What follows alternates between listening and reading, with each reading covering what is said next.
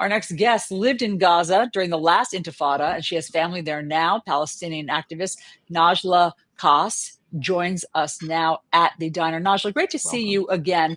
Tell us what these past days since the announcement of the deal has been like for your family there in Gaza. Thank you for having me again. Feeling of surreal, a lot of emotions, but also at the same time, it's a new chapter for us Palestinians. It's a new chapter for my family, a chapter of finding out who's alive, who has been martyred by Israel, finding out if our home is still up, finding out who and what is next, and how to rebuild because of what the destruction Israel has caused to the Palestinians.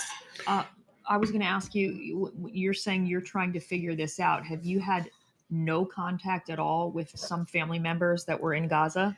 I've been grateful that I did have, and I do still to this moment have contacts with my family, but it's other Palestinians that don't know that some family members are in the south, others are in the north. Not everyone has evacuated the north. So they don't know. It's time to find out who is alive and who is not. Not everyone has the opportunity to be able to communicate with their families. So much of this is a matter of trust. Can Israel trust that Hamas will disarm, will not try to attack once again? Can Palestinians trust that Israel will not continue to bombard areas in Gaza? How do you feel about the need for trust on both sides in this, Najla? I mean, once it was aired that there has been an agreement in the ceasefire, they were still bombing. I was on the phone with my family and in Gaza.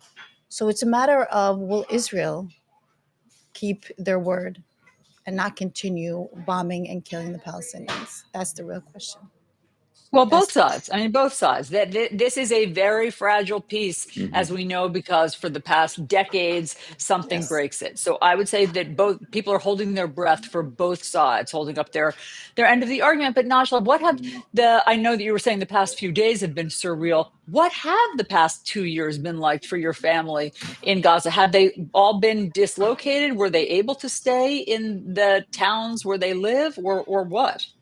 The past 2 years, and also for the past 70 plus years. It's not starting just within these 2 years. We've always been attacked. Our families have been always displaced, moved around, and not being able to live the life that they deserve due to the attacks on Israel, on Palestine from Israel. What is the hope for a new government going to look like? The hope to let the Palestinians live freely, to live the life that any human being should live, to be able to get their education for their children, to be able to go into to work, to be able to live as a family, to be able to move on as human beings, like everybody else, like every human being should. Who do you see, if anybody, Najla, emerging as the new leader there? In regarding that, I would not be able to answer that for you. I do not go into politics. I'm not. I don't. My fear is for my family. My fear is for the Palestinian people. My fear is, what's to come next. Yes, that does weigh on who is the new leader. But you talk about fear, but do you also have more hope this morning? I hope. I do have more hope. I do, for the betterment for the Palestinian people to live and to be able to be treated like humans. In terms of the rebuilding process, we saw that so much of the area has been reduced to rubble. Some estimates have it at 75% or higher of homes destroyed, of infrastructure destroyed. How long do you think it's going to take before people can start to come in, rebuild, and actually put together a life there? The question is, will Israel let the Palestinians rebuild? Do you believe they will? They have a motive where it's we will let you build, and then we will shut you down and break you. It's a habit. So it doesn't sound like you have trust that this is going to be different. I'm hoping I am wrong this time. I really do.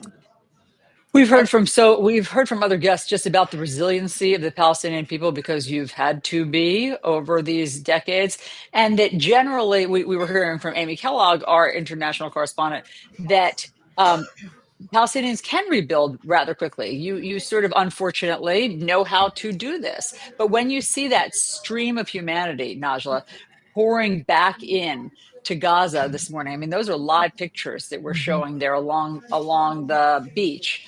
Um, what will that look like? I mean, what kind of help will they need? What do you think? How do you think the U.S. will be involved in rebuilding all of this? I mean, looking at the street right here, I've drove down that street once in my lifetime back in 1980, 88 actually, when I was given the permission from a bulldozer from Commander in Chief to be able to go from the bridge to Shijaiya, to run into my mother's arms because during the Intifada there was no one allowed out of their home unless they were given permission. So I could imagine how they feel going to their home as I was going to my mom's home to be in her arms after not seeing her for so long. I wish them the best of what they're about to see. I hope that they find what they're looking for. It's a moment of relief, but at the same time, fear because they don't know what they're going to be expecting. For the past 2 years, they've been only listening and hearing from other family members and neighbors of what is left of their home, of their neighbors. So I'm grateful and I'm hoping that this is a good step for them. Najla Khass, thank you for being here at the diner here on Connecting America, and hopefully we can, have updates from you as to what your family is doing and what they are finding as this process hopefully does move forward to a lasting